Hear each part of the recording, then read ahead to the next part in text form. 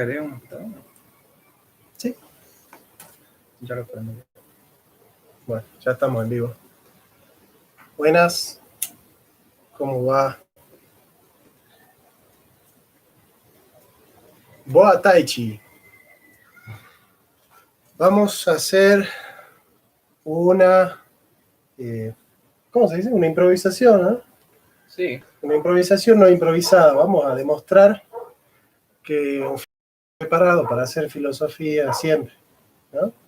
Vamos a ver si lo podemos hacer, ¿eh? Vamos a demostrarnos a nosotros si podemos demostrarle a los demás si podemos hacerlo, digamos. Vamos a mostrarnos, a exhibirnos. Exacto. Así que le pedimos que elijan un número del 1 al 50. ¿Sí, no? Al 60, ponele. No, creo que hay 80 también. Elijan un número del 1 al 80 y vamos a elegir de esos libros que tienen un número, el número que ustedes escojan. Del 1 al 80 o al 70, 80. Al 80, escojan un número y vamos a sacar el libro que tenga el número que ustedes han escogido y vamos a interpretarlo en vivo acá. O sea, que un filósofo siempre está preparado para interpretar un texto filosófico. No con la profundidad con la que lo hace alguien que lo ha preparado al tema. Obviamente que no, efectivamente. Claro. Sí. Pero algo le podemos sacar a un texto. 13, dice Alfredo. Fíjate. Vamos a ver si está el 13 ahí. Si no, te pedimos, Alfredo, que elijas o el 14 o el 2. No, si para arriba o para abajo. Por eso, para arriba o para abajo. Hola, Lucas. Ahí está el apóstol del peronismo, en Salta. No, decirle que no hay 13, que elija para arriba o para abajo el más cercano. Elegí para arriba, Alfredo, Lucas. Un número para arriba o para abajo. O sea, arriba o abajo que elija, no un número. Claro. O sea, elegiste otro número, porque yo tengo muchos libros ahí, pero justo el número 13 no. Así que elegiste otro número, el 49. Ese libro está muy difícil, así que elegí otra. 49, dice. 49. Ajá. Ahí está, mira. Ahí está. Listo. Francis Bacon. Teoría del cielo, 49. Bueno, Lucas dice 10. Veamos, a ver, fíjate cuál es el 10. Tiramos una moneda. Dale.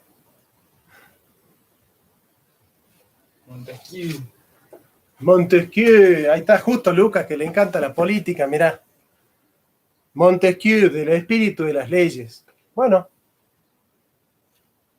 Bacon, bien. Mirá, Alfredo. Y ahora que tiramos una moneda, entonces. ¿Por qué? Si ya está.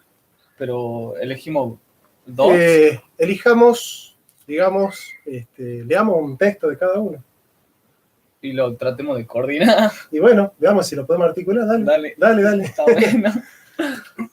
Bueno, leamos capítulo 1. Descripción del globo intelectual. Es como una teoría del conocimiento. Claro, no sí, sé. Nociología. El globo intelectual, al que por contraste con el globo material hace referencia a Bacon, no es sino el mundo del conocimiento y de las ideas. Quizás una esfera. Además de dar título a este opúsculo, dicho término reaparecerá en otros pasajes de la obra de Bacon, particularmente en el Novum Organum, que ha fundado la filosofía moderna, ¿no? La ciencia moderna. De hecho, organon es lógica, ¿no? Hay una nueva lógica, hay una nueva manera de proceder en la ciencia. Una nueva manera de interpretar la lógica de Aristóteles. También. Porque la lógica occidental es la lógica aristotélica. Uh-huh. Por lo menos en materia lógica, procedemos como aristotélicos todos en pos de aristotélico o en contra. Sea, en contra. Claro. División de todo el saber humano en historia, poesía y filosofía, conforme a las 3 facultades de la mente. Memoria, que me imagino que es la historia, imaginación, que me imagino que es la poesía, sí. Y razón, que me imagino que es la filosofía. Sí. La misma división es también válida en teología. El recipiente, esto es el entendimiento humano, es el mismo, aunque varíen la materia y la vía de acceso, digamos. Bien. La materia sería la memoria y la vía de acceso. Son facultades del entendimiento que puede proceder recordando, imaginando o pensando, razonando, digamos. El intelecto tiene 3 funciones, dice Bacon: memorizar, imaginar y razonar.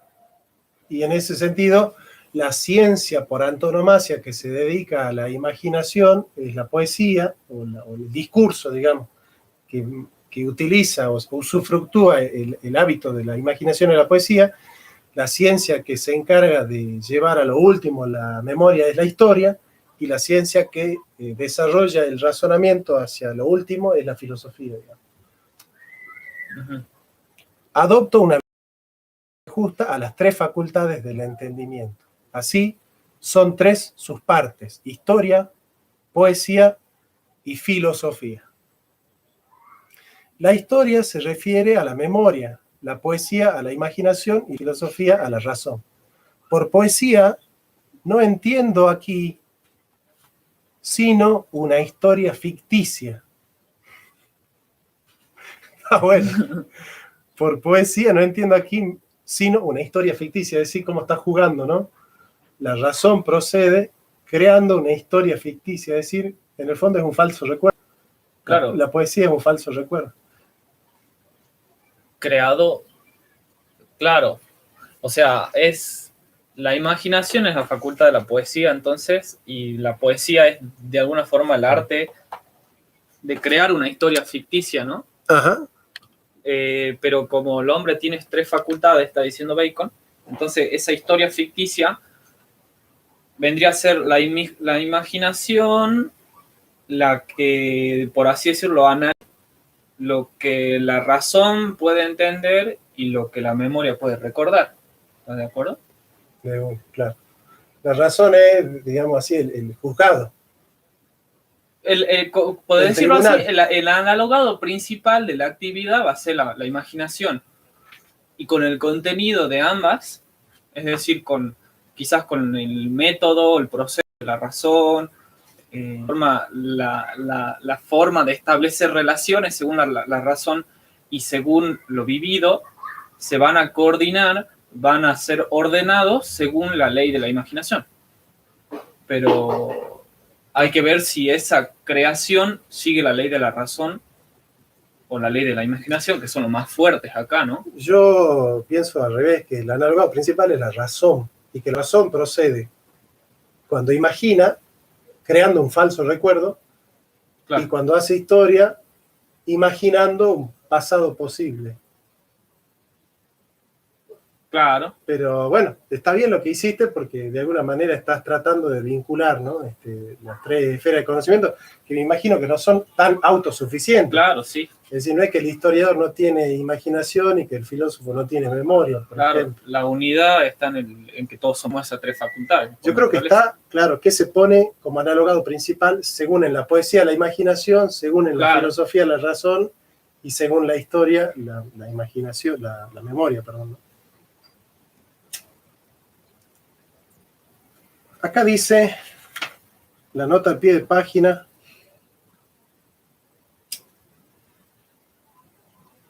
a modo de fundamento de la clasificación del saber, Bacon se sirve de la división galénica de Galeno de las facultades intelectuales en imaginación, memoria y razón, que había sido popularizada recientemente por la obra de Juan Huarte, Examen de ingenios para las ciencias. Según Catherine Park, hay suficientes indicios para poder afirmar que Bacon conoció la obra de Huarte, aunque, si es cierto, hubo de manejar alguna versión latina de la misma, toda vez que la traducción inglesa de Edward Bellany no vio luz hasta 1608. No obstante, como Bacon apunta en la distributio operis, en la distribución de las operaciones, no debe asombrar en modo alguno el que de vez en cuando nos apartemos de las divisiones usuales de las ciencias, pues las que él presenta no solo comprenden lo ya descubierto y conocido, sino cosas omitidas y pendientes hasta ahora, pues al igual que el globo terrestre, también en el globo intelectual se encuentran territorios cultivados y desiertos. Bacon considera aquí la poesía como una historia ficticia, producto de la imaginación o la fantasía. Si bien no la única, tal como su tratamiento de la imaginación como facultad deja entrever, ha puesto de relieve cómo la imaginación cumple además una importante labor en el proceso de descubrimiento, tanto de nuevas ideas como de las ocultas correspondencias y simpatías existentes entre las cosas. En la descripción del globo intelectual, Bacon no entra a considerar los distintos tipos de poesía de que trata en el Advancements. La importancia de la poesía parabólica como medio de comunicación y recurso retórico de gran relevancia para la preparatio mentis, ¿no? Para la preparación de la mente. Acá viene el tema de la introducción, ¿no? Introducción a la filosofía, introducción a la historia, que es propio de Kant, ¿no? Ese vicio de lo trascendental como el apriorismo, ¿no? Y la preparación como el apriorismo a toda ciencia, digamos, ¿no? Vos, Aristóteles no puede decir preparación, hay introducción a la filosofía, hay preparación a la ciencia, que es el órgano, ¿no? Claro. Pero la preparación es en vista del sujeto, la introducción es en vista del tema, se da en vista del tema. La historia se ocupa de las cosas, cuyas impresiones constituyen los primeros y más antiguos huéspedes de la mente humana, así como la materia prima del conocimiento. Claro, efectivamente nadie puede conocer si antes no ha recordado. Claro. ¿No? Es decir, la memoria es como el refugio de la razón. De la operación de la razón. Claro. O sea, el contenido por el cual la razón puede operar en sus razonamientos. Es que tiene algo ya en sí mismo. Claro, y también el contenido por el cual puede operar también la imaginación, ¿no? Claro, exacto. Porque Claro. la imaginación... La mente humana está continuamente ejercitándose y aún jugando, dice Bacon. Bien de Heráclito, ¿no? Con estos objetos y con este material, como quiera que todo el conocimiento no consiste sino, cabe pues considerar la poesía como ese juego. Hacer poesía es jugar con la mente. Claro. Sí, a ver, yo estoy viendo que él presenta de alguna manera de la persona para ejercitarse a vivir en esa sociedad, las prácticas que normalmente se dan en esa sociedad. Así, por ejemplo, con todo lo relacionado a lo bélico. Ese juego era en realidad por la inocencia, sí, una preparación para la guerra fáctica, la guerra real, la inocencia del juego. Entonces se pudo aprender a pelear y también de alguna forma a luchar por una causa, ¿no? No es solamente algo físico, sino que en el juego se implican también ideologías y todo eso. O lo que veo, por ejemplo, hoy en Estados Unidos, el chico juega juegos de guerra para que después fácilmente puede ir a Irak. Claro, se desenvuelva fácilmente en lo que es el ámbito bélico moderno y el tema de las guerras, ¿no? Bueno, acá, por ejemplo, en Atenas, en el libro 3 de la República, Platón desarrolla, vamos a ver si lo ponemos un poquito más para acá. Ahí está. Platón desarrolla el tema de cómo la poesía y la música deben preparar a un buen ciudadano, ¿no? Noble, claro, virtuoso, ¿no? Es como que la poesía es ese juego en el cual se va preparando la mente de los individuos para vivir en la polis, digamos. Sí, pero igualmente la música, el juego está implicado en algo que es de alguna forma constitutivo del universo, que es los astros, el sonido que hacen los astros al recorrer es real, ¿no? Y este juego es ya sensibilizado a tender hacia esas cosas que son... Bueno, es irlo preparando a través del juego, claro, ¿no? La poesía es ese juego. igual universo para la preparación para el mundo de las ideas. En la filosofía, la poesía se halla libre de esto, y crítica por el origen de las impresiones intelectuales. Objetos son recibidas por los sentidos y son luego fijadas en la memoria. Bueno, esto prefigura Kant, de alguna manera, ¿no? Sí. Pues las imágenes de los objetos, en la triple síntesis, Kant va diciendo un poco esto, ¿no?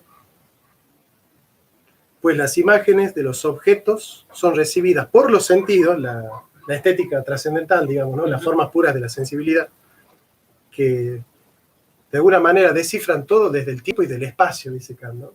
Desde el espacio, porque conocer es conocer en coexistencia. Yo conozco en coexistencia, ese es el espacio, y conozco en sucesión. El tiempo. Claro. Es la forma de conocer yo, claro, es en la coexistencia y en la sucesión, dice Kant, ¿no? Ahora, yo solamente puedo conocer si eso es recordado. Claro. Si yo no recuerdo lo que mi impresión ha captado, no tiene sentido. No hay conocimiento. Sí. Por eso Husserl después retención. Digamos, la protensión es la tendencia hacia el futuro, hacia conocer lo futuro. Y la retención es claro, la tendencia que tenemos de retener aquello que antes fue futuro. Sí. La contención es esa tensión que hay entre la protensión y la retención. Eso lo va a tomar Heidegger para definir el ser como el advenir presentante que va siendo sido. ¿Entendés? De ese juego de la fenomenología de la conciencia intencional del tiempo. Claro.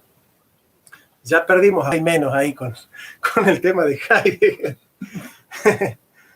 ¿Cómo va la conexión, che? ¿Mejoró un poco? Porque hace rato yo veía que estaba un problema en conexión. ¿Cómo va la conexión ahora? ¿Bien? Vamos de mejorar un poquito la conexión. Y la filosofía también. Bueno, es más fácil mejorar la conexión. Hay que pagar, ¿no? Eso.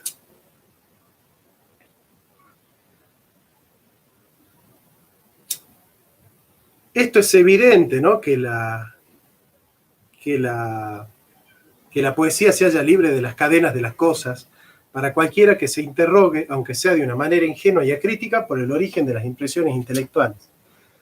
Pues las imágenes de los objetos son recibidas por los sentidos y luego fijadas en la memoria, pasando en su integridad a esta en el momento mismo en que se producen. Entonces la mente las revive y atrae a la memoria, y conforme a lo que es su legítimo cometido, compara y separa las partes en que consiste. Bueno, este también es aristotélico, ¿no? Claro. En efecto, los distintos objetos tienen algo en común los unos con los otros, así como algo diferente y variado. Ahora bien, esta composición y separación puede llevarse a cabo según el deseo de la mente o bien ajustándose a lo que se da en la realidad. Es decir, ya acá Bacon está dando el giro a la inmanencia, está diciendo ese contenido que está en la memoria, fruto de haber captado por los sentidos, puede estar disponible para que la mente haga lo que quiera o se aferre a las cosas. Como claro, que ya está la posibilidad de ir a Aristóteles o de ir a Kant.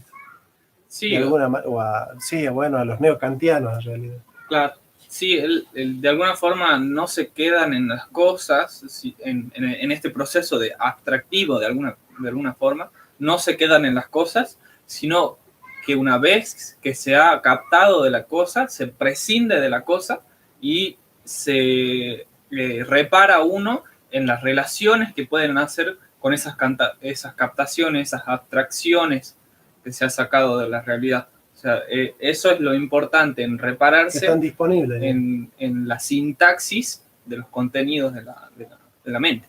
Claro.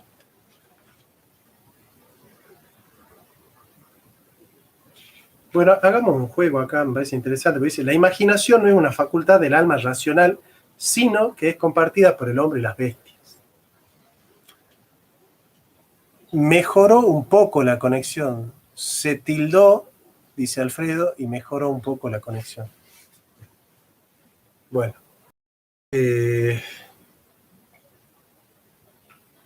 Hagamos un juego. Yo te pregunto, si vos tuvieses que, efectivamente, que elegir una carrera donde desarrollar la memoria, Bacon dice, facultad sea la imaginación, y la imaginación es la poesía, estudiarías literatura. Hagamos un estudio sociológico, para especular, ¿no? En la carrera de literatura, en sexos, ¿cómo se divide la proporción?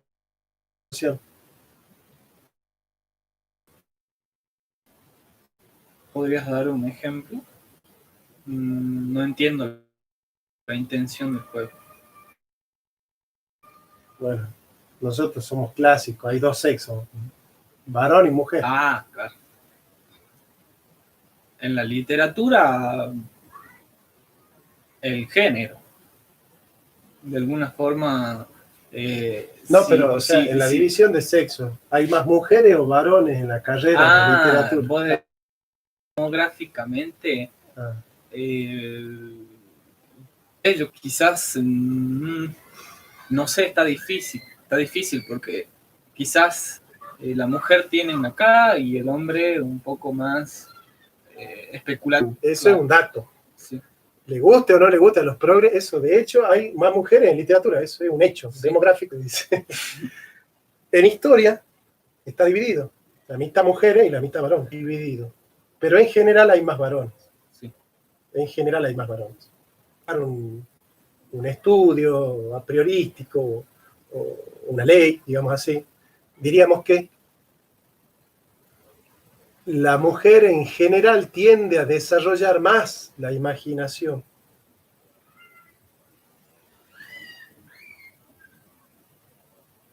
Por cuestiones evolutivas, ¿por qué la mujer tiende más a desarrollar la imaginación? Porque de género. Claro. Cuando digo de género, digo un tema cultural. Hay una predisposición genética para que la mujer física, las ciencias, y las mujeres más a la literatura y a las letras. Eso es un dato de la realidad. Nos puede gustar, nos puede no gustar, podemos estar de acuerdo o no estar de acuerdo, Claro. Pero es un dato. Ahora nos hacemos una pregunta, ¿esto es casualidad? ¿Forma parte de una cultura instalada o hay una predisposición genética que hace que la mujer desarrolle más la imaginación que el varón? Digamos, ¿no? El rol que le ha tocado a la mujer siempre es estar en el hogar, cuidando a los niños, y el único refugio que tenía la mujer para poder viajar y poder vivir, al menos en la imaginación, otras experiencias que no sea la de estar todo el día encerrada en la casa cuidando a los chicos. Imagino que era la literatura. O de alguna forma un mal cotidiano, o sea que la mujer necesita, o el hombre también necesita estar fuera de lo cotidiano de alguna forma y no puede conformarse con lo cotidiano, como diría Heráclito, ¿no? Aquí también están los dioses en lo cotidiano. Ya. Y sí, pero es un dato de la realidad, es decir, ¿a quién le gusta estar todo el día en el mismo lugar haciendo las mismas cosas? Sí, no sé si eso sería sociológico tampoco. Es un hecho de la realidad que puede ser explicado en sus causas no sociológicas, pero es basado en lo que es la memoria genética, ¿no? De alguna forma, en la atención. Porque el hombre tiene una atención mucho más focalizada, por lo que tenía que, de alguna forma, buscar o perseguir un alimento, ¿no? Que se movía y también luchar en la guerra. Tenía que, de alguna forma, estar totalmente atento a lo que está haciendo. Claro. La mujer, en la atención, tiene una atención más dispersa. Esto lo dice la psicología, no solo la filosofía, o no solo un machista, la que tiene muchos objetos por el cuidado de las crías y las tareas, todas las tareas que requieren del hogar, mientras está atento a que las crías estén bien y estén seguras. Está bien, ¿no? Voy a tratar de levantar esto, conexiones inestables, vamos a ver. Bueno, por de pronto, los hombres más de la filosofía, digamos así, tratamos de explicar las causas culturales también de eso, ¿no? Claro.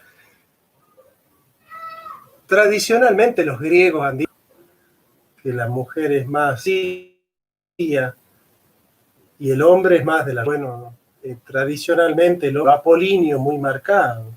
Sí, y podemos decir... Pensamos en el machismo y decimos, bueno, la habilidad no es propio de las vivencias culturales que el occidente cristiano, su sensibilidad... Un desarrollo mucho más grande, principalmente del cuidado en la panza y luego fuera de la panza, el que tiene que darle un cuidado especial por lo que no tiene autonomía, ¿no? Esto en el humano se ve mucho más, pero este cuidado de las crías también está contrastado con lo emotivo, ¿no? Todo esto está estructurado físicamente, no solo culturalmente, en lo que es la neuropsicología, que yo la estudié bastante. Yo hice un año de psicología y es una materia que me gustó mucho y que la sigo leyendo hasta hoy en día. De alguna forma, fácticamente hay una distinción que apoya lo que vos decís, que las mujeres son más emotivas, pero es porque el área del cerebro que ellas trabajaron fue el cerebro mamífero, que luego está el cerebro nuevo, por así decirlo, la neocórtex, que es lo racional, y luego atrás de lo mamífero está lo reptil, que son todas las actividades vegetativas que mantienen al cuerpo con vida. O sea, la mujer estuvo más cerca del afecto a la vida, del afecto a las relaciones humanas, porque la mujer tiene que parir al chico y tiene que cuidarlo al chico, y entonces ese instinto materno de protección de la cría la ha llevado a desarrollar más esa sensibilidad ante la vida que el varón. Por eso Susan Sontag y por ahí Simone de Beauvoir han dicho, en la cultura occidental el hombre es el productor y la mujer es la reproductora. Es decir, la función de la mujer es exógena y la función de la mujer es endógena y la del varón es exógena, digamos. Claro. Entonces, la mujer está encargada de dar vida. Bueno, eso hasta hace 50 años las mujeres solo querían dar vida, ¿no? Claro. Ya saben de qué estamos hablando nosotros igual acá, ¿no? Cuando decimos que quieren cambiar que la mujer no sea la que da vida, sino la que mata al niño, ¿no? Y el hombre es el que va a la guerra. Claro. Es decir, ¿por qué el hombre puede ir a la guerra? Porque el hombre no tiene afecto a la vida como la mujer. Claro. El hombre va a la guerra a matar porque el hombre piensa en la cultura, no piensa en el hogar. Por eso la ama de casa es que la jefa de la casa es la mujer, porque la mujer es la que tiene el afecto por la familia, es la que tiene el afecto por la relación. El hombre está pensando en cómo gobernar el país, la mujer está pensando en cómo gobernar su casa. Claro. Entonces, de alguna manera el afecto a las relaciones humanas que tiene la mujer es connatural también a su función existencial, que es el cuidado de la especie. El varón va a la guerra porque mata a la especie. El hombre es capaz de matar, la mujer no. Lo que quiere hacer el abortismo ahora es decir que la mujer también tiene que ser capaz de matar. Sí, que está en el hombre este impulso por cuidar y de alguna forma reproducir la vida, porque se prueba científicamente de que también el padre puede generar las mismas hormonas que la madre de alguna forma cuando se da el nacimiento del hijo, ¿no? Pero no en la proporción en la que la hace la madre. Por eso tenemos el mismo cerebro, somos personas todos, pero hay un trabajo, hay una disposición, quizás evolutiva, dada, que no es solo física, porque tiene una proyección en lo psicológico, en lo espiritual. De alguna forma hay una predisposición y hay algo de lo que podemos partir, ¿no? De la gran ciencia moderna que a todos les gusta hoy y les gusta Bacon. O sea, ya negar la ciencia es cosa o del filósofo o del que prefiere que todo sea cultura. Del ideólogo, en realidad. Claro. Ahora, esta inclinación de la mujer a la literatura, a la imaginación, es que se hizo genética a través de una decisión cultural. O sea, viste que en las relaciones humanas se pueden trasladar a la genética, es decir, los cambios fenotípicos se pueden convertir en cambios genotípicos, digamos. Esto surge así, digamos, de una disposición fenotípica, de una decisión cultural y política dada, que se trasladó en una inclinación genética que se transmite, o como dice Guille muy bien, natural, o es más bien una inclinación ya natural dada que se proyecta a lo cultural. Porque acá se resuelve si le hacemos caso, ¿no?, a la ideología de género, digamos. Sí, porque de alguna forma la ideología de género dice, está bien, hay cosas que son, que se va a ciencia, claro, pero esa ciencia, o esa inclinación física, esa inclinación neuropsicológica, ha sido moldeada, o sea, los cuerpos han sido moldeados por la cultura para determinar a los cuerpos a que sean así. Un dispositivo. Claro, no es que seguimos la naturaleza y que por eso, de alguna forma, ordenamos así la cultura, sino que la cultura, por convención, ordenó que los cuerpos se tenían que determinar así. Entonces, por el paso de 2000 años y más, se predispuso a los cuerpos, como diría Foucault, ¿no? Se los castigó a los cuerpos para que sean de determinada forma y puedan cumplir la función social que la trama de poder lo quiere, ¿no? Claro. Es como que la naturaleza no es autónoma de aquello que la cultura crea como estructura. Es decir, la cultura estructura, dispone, forja, modifica. Forja. Bueno, el fenómeno que... Yo creo que el concepto que nos ayuda a entender la filosofía postestructuralista y estructuralista es el concepto de Lévi-Strauss en el pensamiento salvaje y la antropología estructural, que es el concepto de recursión. Es decir, como que es un pájaro. O no sé si es pájaro, no sé qué. Pájaro. Pájaro es.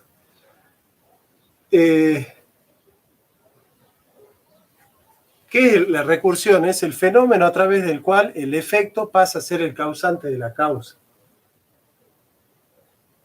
Como que el hombre crea la cultura, crea el lenguaje, crea la sociedad, y una vez que el hombre ha creado la cultura, el lenguaje, la sociedad, como que la cultura empezó a tomar vida propia. Claro. Esto en hermenéutica nosotros sabemos que es proyectar la vida y que después el texto tenga vida propia, claro, que eso lo dicen Dilthey, Schleiermacher y todos esos. Es decir, la cultura toma vida propia, claro, y una vez que ese efecto del hombre como causa, comienza a ser la cultura causa y el hombre efecto. Entonces la recursión es que la causa comienza a ser efecto de la causa. Claro. Perdón, el efecto comienza a ser causa de la causa, digamos, ¿no? Entonces, de alguna manera, el hombre ha creado el lenguaje y el lenguaje se convirtió en un virus que se mete en los cuerpos para reproducirse.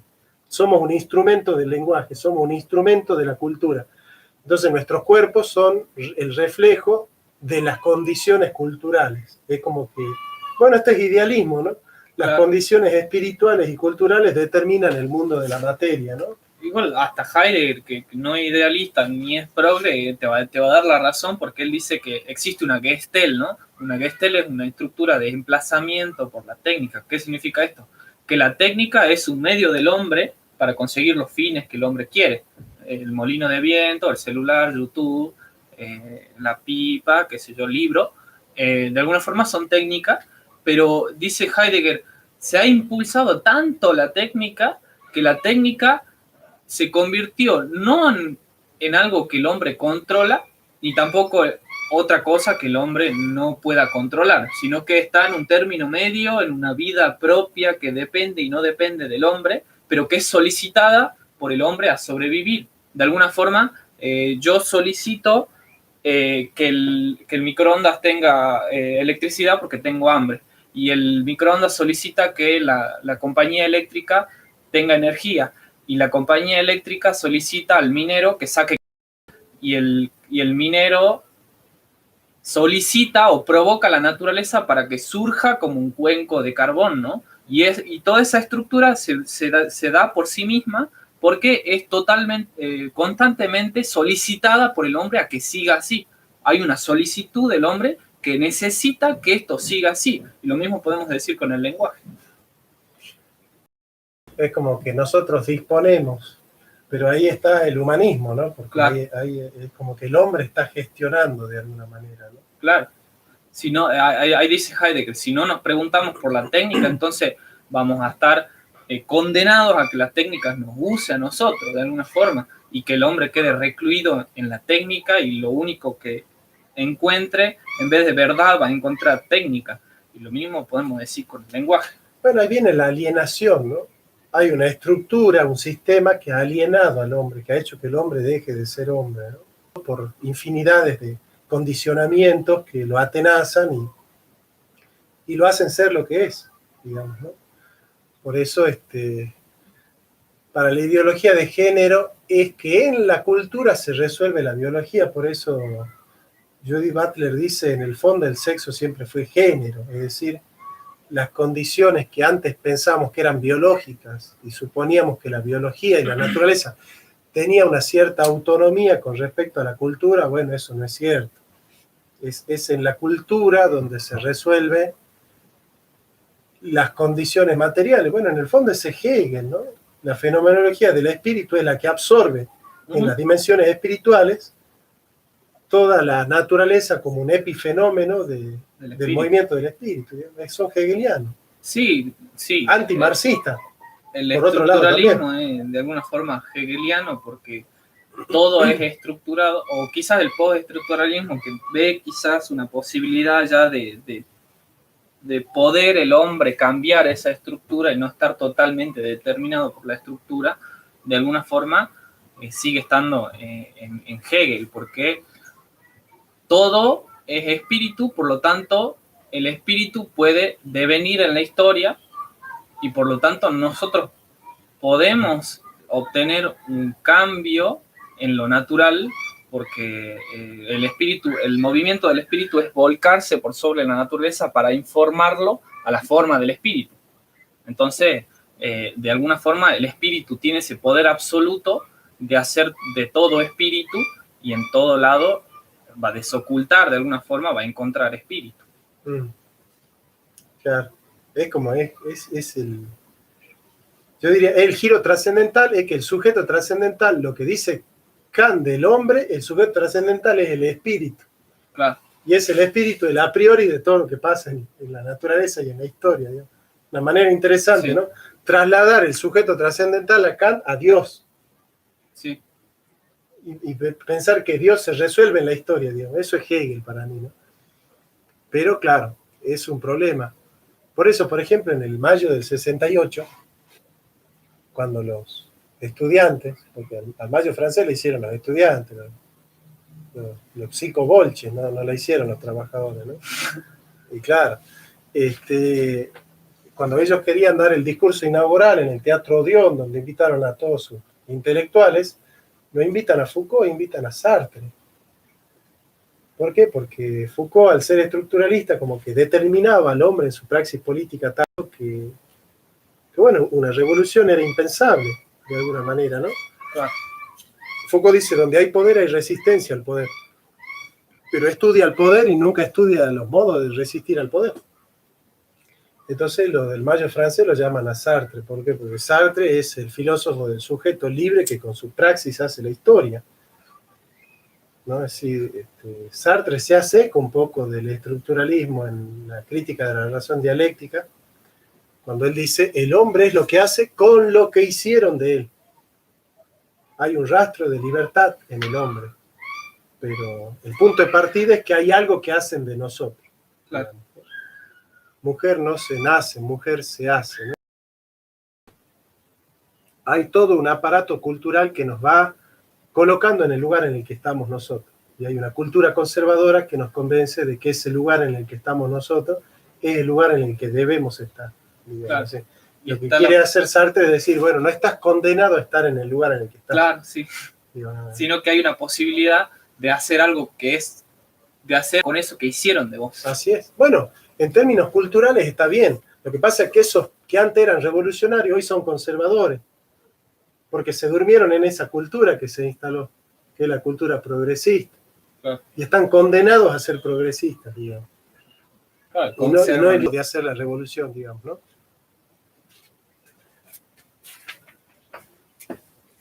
¿Dónde nos quedamos? ¿Por acá?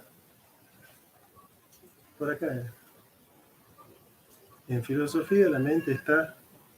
Bueno, pues las imágenes de los objetos son recibidas por los sentidos, son luego fijadas en la memoria, pasando en su integridad a esta en el momento mismo en que se producen. Entonces la mente las revive y trae a la memoria y conforme a lo que es su legítimo cometido, compara y separa las partes en que consiste.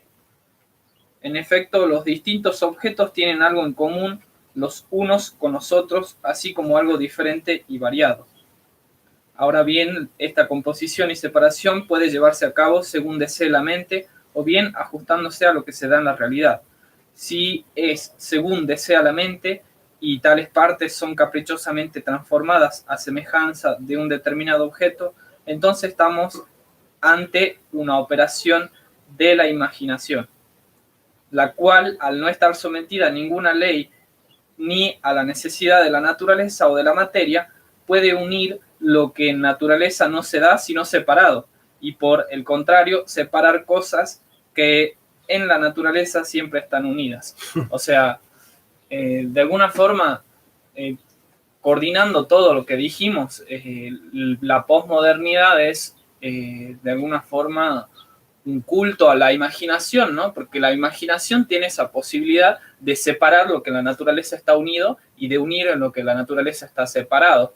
De alguna forma da la morada en la que el posmoderno se siente libre, que es la libertad indeterminada. Es decir, la naturaleza no determina mi razón, sino que yo puedo jugar con mi razón para encontrar relaciones que quizás nunca se dieron y nunca se van a dar en la naturaleza, pero como yo tengo esa facultad y soy hombre, yo me perfecciono en esa facultad que es en la creación libre del sujeto. Bueno, por eso, acá hay dos cosas en juego. Primero, una concepción mecanicista y determinante de la naturaleza, ¿no es cierto? Sí. El mecanicismo, claro, que surge en la modernidad. Ya antes de Descartes ya tenemos ya una concepción mecanicista de la naturaleza, digamos, ¿no? Newton y Galileo, digamos, ¿no? Sí, que la mente se ajusta a lo que se da en la realidad, o si es según desea la mente y tales partes son caprichosamente transformadas a semejanza de un determinado objeto, entonces estamos ante una operación de la imaginación, es decir, si la naturaleza es lo que nos determina a ser sujetos mecánicos, la única manera de ser libres es utilizar la imaginación, porque la imaginación no está sujeta al objeto, como la filosofía. Entonces, fíjate cómo acá está tan lejos la posmodernidad, pero los idealistas, cuando hacen el giro esteticista en el programa para un idealismo alemán, Fichte, Schelling y Hegel, y Hölderlin, ¿qué es lo que están diciendo? Que es la estética la que libera al hombre de las determinaciones de la naturaleza. ¿Por qué? Porque en la imaginación está la libertad. Claro. Es decir, en el arte está la capacidad del hombre de emanciparse de las determinaciones naturales. Claro. Entonces, ¿qué tiene que, si nosotros queremos hacer una política liberadora, ¿en qué nos tenemos que basar? ¿En la ciencia o en el arte? En el arte. Entonces, la imaginación al poder, claro, que era el lema de los revolucionarios del Mayo francés. La imaginación al poder. ¿Por qué? Porque en la imaginación puede ser imposible y lo imposible es posible. Claro. Por eso los postmodernos hacen política de lo imposible, por ejemplo. Claro. O el gobierno impulsa los proyectos de arte más que de educación, de medicina, claro, de salud. Claro, porque el arte crea con la imaginación la utopía. Por eso los montoneros decían, seamos realistas, pidamos lo imposible. Claro. Entonces, fíjate, hoy en el panorama, la derecha se basa en la ciencia positiva, la izquierda en el arte. En el debate con el aborto, ¿qué tenías vos? Defendiendo el aborto, ¿a quién tenías? Artistas, actrices, modelos, Claro. periodistas. ¿Qué tienen que ver con la ciencia? Y esos son los que tienen la palabra de autoridad. Y sí, porque ellos son los emancipados. Claro. Al ser artistas, con su performance, se han emancipado de las determinaciones de la naturaleza. Claro, son un paradigma. Claro, son un modelo de libertad. Claro. El artista es el modelo de libertad, no el científico. Claro. Sí, sí. El científico hace cosas, pero el artista nos libera. Claro. Bueno, che, un experimento. Si querés, hacemos lo último de agarrar el otro libro y ver qué nos dice. Dale. Agarramos el de Montesquieu. A ver si podemos articular. Che, ¿cómo está la conexión? ¿Mejoró o no? A ver qué dice. Hola, Cristian. Saludos desde Chile, dice Cristian. Qué bueno. Cristian Loyola, qué apellido, ¿no? Loyola. Bien, eso de la posmodernidad, entonces juega a ser Dios, será condenado a no poder escapar del infierno. Sí, juega a ser Dios porque de alguna forma lo único sagrado es la creatividad, ¿no? Y, a ver, en la posmodernidad, la creatividad es el pensar que el hombre puede crear. En realidad, el hombre lo que hace es, a partir de lo dado, crea nuevas relaciones, pero la creación es a partir de la nada, ¿no? En el arte, en la estética, el pensar que el hombre puede crear nuevas cosas es posmoderno, es moderno de alguna forma, porque en la antigüedad, en el arte, Aristóteles te va a decir, no, eso no existe, vos lo único que podés hacer es imitar a la naturaleza, por eso el arte en Aristóteles es la mímesis, ¿no?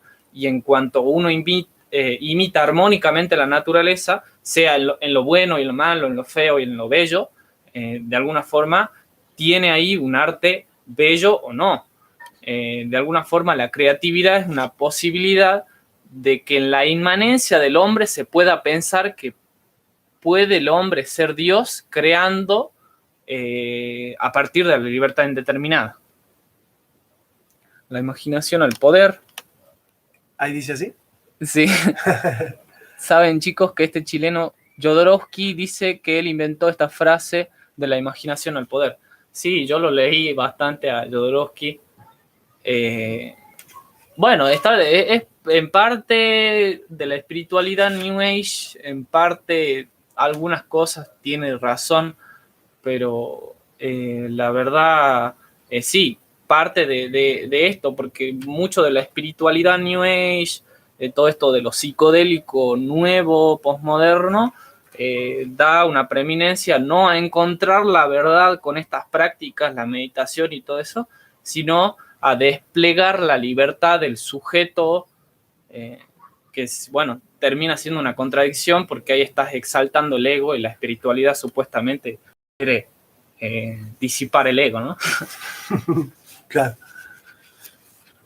Bueno, primera parte, Montesquieu del espíritu de las leyes. Este es el libro que eligió Lucas. Vamos a ver. ¿Estamos usando la imaginación o no? Sí, estamos siendo posmodernos. Sí, ¿no? Bueno, tenemos derecho a delirar un poco, ¿no? Y sí. Pero igual somos conscientes de que estamos delirando, ¿no? Hay que ser consciente de que se está delirando, si no, uno termina claro. perdido. Capítulo 1 de las leyes en sus relaciones con los diversos seres. Las leyes, en su más amplia significación, son las relaciones necesarias que se derivan de la naturaleza de las cosas. En este sentido, todos los seres tienen sus leyes. Las que tienen la divinidad, el mundo material y la inteligencia superiores al hombre, los animales y el hombre mismo. Siempre aparece Dios, alma y mundo como tres regiones, claro. Siempre aparece eso. Los que afirmaron que todos los efectos que vemos en el mundo son producto de una fatalidad ciega han sostenido un gran absurdo, ya que cabría mayor absurdo que pensar que los seres inteligentes fuesen producto de una ciega fatalidad. Está acudiendo al orden y al orden de Dios, al orden divino. Uh-huh. Así empieza a ordenar Montesquieu. Y al orden natural de las cosas. Claro. que es manifestación de un orden inteligente. Hay pues una razón primigenia, dice, ¿ve? Y las leyes son las relaciones que existen entre esa razón originaria y los distintos seres, así como las relaciones de los diversos seres entre sí mismos. Dios se relaciona con el universo en cuanto que es su creador y su conservador. Las leyes, según las cuales los creó, son las mismas por las que los conserva. Obra conforme a estas reglas porque las conoce porque las ha hecho y las ha hecho porque tienen relación con su sabiduría y su poder. ¡Qué bueno! Muy bueno.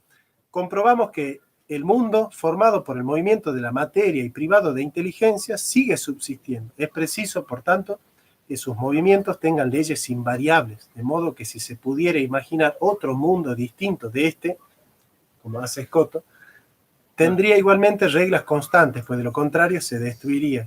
Claro, siempre de manera ordenada, la potentia ordinata. De este modo, la creación, que se nos presenta como un acto arbitrario, supone reglas tan inmutables como la fatalidad de los ateos. Sería absurdo decir que el Creador podría gobernar el mundo sin estas reglas, pues sin ellas no subsistiría. Dichas reglas constituyen una relación constantemente establecida entre dos cuerpos que se mueven. Todos los movimientos son recíprocos y según las relaciones de su masa y su velocidad aumentan, disminuyen o se pierden. Toda diversidad es uniformidad y todo cambio es constancia. Che, qué bueno. Mirá el nivel filosófico de Montesquieu. Está bueno, ¿no? Es una novedad, ¿eh? El barón de Montesquieu tiene un libro que se llama Sobre gustos, ¿no? Claro. Sobre gustos sí hay algo. Hay algo y es de Montesquieu. Y es del barón de Montesquieu. Los seres particulares inteligentes pueden tener leyes hechas por ellos mismos, pero tienen también otras que no hicieron. O sea, los hombres pueden tener leyes hechas por ellos mismos, pero también tienen otras que no lo hicieron. Esto es la naturaleza primera, que son las leyes en las que vivimos nosotros, que no hicimos nosotros, y la naturaleza segunda, que son las leyes en las que vivimos nosotros, pero hicimos nosotros. Claro. ¿Por qué? Porque yo puedo vivir en una ley. Por ejemplo, la costumbre es una ley que yo he creado. Mi personalidad es una ley que yo he creado.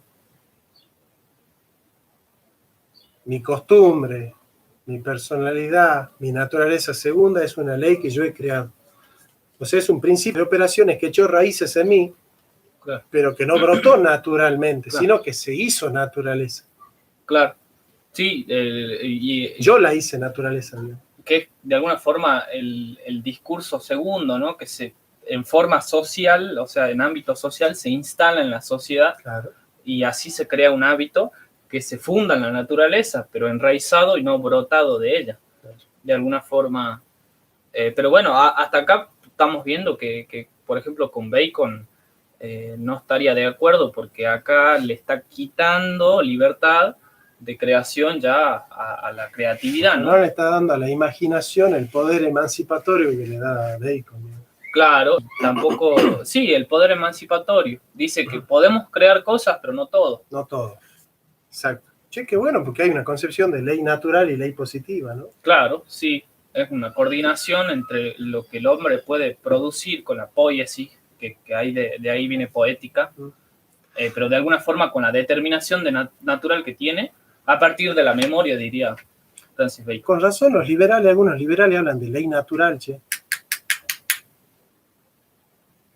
Sí, pero hay que ver ahora qué relación establece Montesquieu entre esa ley natural y esa ley del hombre, cuál tiene preeminencia o cuál es el deber ser, ¿no? Ahí solamente está diagnosticando. Antes que hubiera seres inteligentes, estos eran ya posibles. Así pues, tenían relaciones posibles y por consiguiente leyes posibles. Bueno, este es Avicena, ¿no? Un poco. Sí. Antes de que se hubieran dado leyes, había relaciones de justicia posibles. Claro, había esencias puras que no existían, pero... ¿Utopía sería? Un problema metafísico, bueno, que está bien, bueno, se le puede perdonar. Decir que solo lo que ordenan o prohíben las leyes positivas es justo o injusto, es tanto como decir que antes de que se trazara círculo alguno, no eran iguales todas sus radios. Está bueno. Está bien. Es decir, no es justo solo lo que prohíben, no es justo solo lo que mandan las leyes positivas, Claro. y no es injusto solo lo que prohíben las leyes positivas. Che, Claro. qué buen texto este, ¿eh? Es como que está condenando al apriorismo en todo sentido, ¿no? Y al positivismo. Claro, al positivismo más que nada. Claro. Que la convención no es absoluta en términos de leyes. Eso. Hay que reconocer, por tanto, la existencia de relaciones de equidad anteriores a la ley positiva que las establece. Así, por ejemplo, imaginando posibles sociedades de hombres, sería justo adaptarse a sus leyes. Si hubiera seres inteligentes que hubieran recibido algún beneficio de otro ser, deberían estarles agradecidos. Si un ser inteligente hubiese creado a otro, éste debería permanecer en la dependencia que tuvo desde su origen. Un ser inteligente que hubiera hecho algún mal a otro ser inteligente merecería recibir el mismo mal, y así sucesivamente.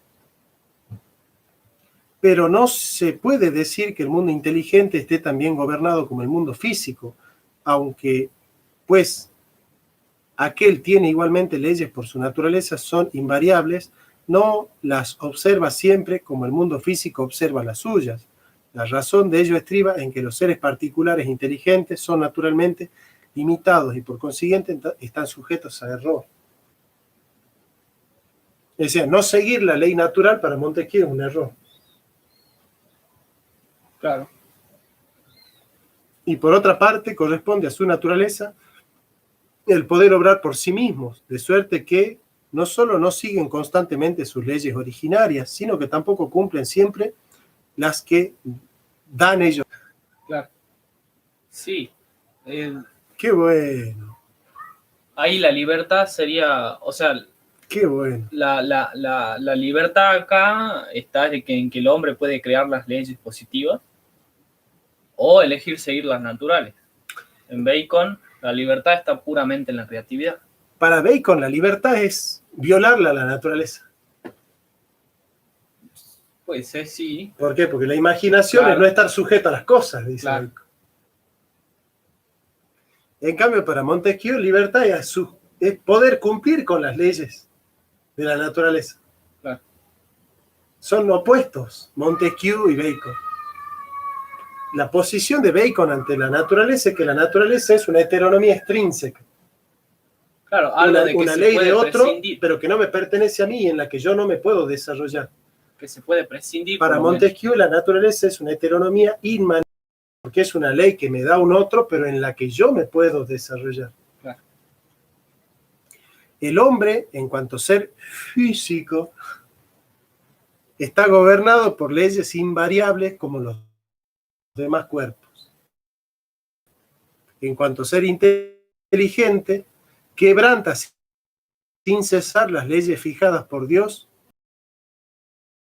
inteligencias finitas, está sujeto a la ignorancia y al error, pudiendo llegar incluso a perder sus débiles conocimientos. Como criatura sensible, está sujeto a 1000 pasiones. Un ser semejante podría olvidarse a cada instante de su Creador, pero Dios le llama así por medio de las leyes de la religión. De igual forma, podría a cada instante olvidarse de sí mismo, pero los filósofos se lo impiden por medio de las leyes de la moral.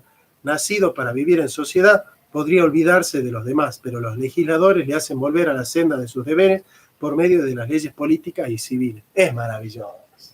Es protestante, Montesquieu. Sí, pero es maravilloso. Es un protestantismo y un naturalista. Claro. Al estilo de Emil Brunner. Uh-huh. Es maravilloso. Realmente Montesquieu me alegró la tarde. Gracias, Lucas, por haber elegido Montesquieu, ¿no? Maravilloso. Vamos a decir así como conclusión mía, vos sacá la tuya. La actitud ante Montesquieu es que la naturaleza es heteronomía inmanente. Es decir, es una ley de otro que está en mí para que yo me desarrolle en ese sentido. Claro. En cambio, para Bacon, la naturaleza es heteronomía extrínseca. Con lo cual, la autonomía en Bacon es inmanente. Es una autonomía que tiene como reseña la propia autonomía del hombre. En cambio, la autonomía para Montesquieu es una autonomía trascendente, es una libertad que tiene el hombre para su... ¿Qué hago yo? Perfecto, no puedo agregar otra cosa. De alguna forma, sí, en Bacon está la posibilidad de poder trascender, como sabiendo que como las ciencias modernas espíritu se vuelquen, es decir, una religión nos permite trascender de las leyes naturales.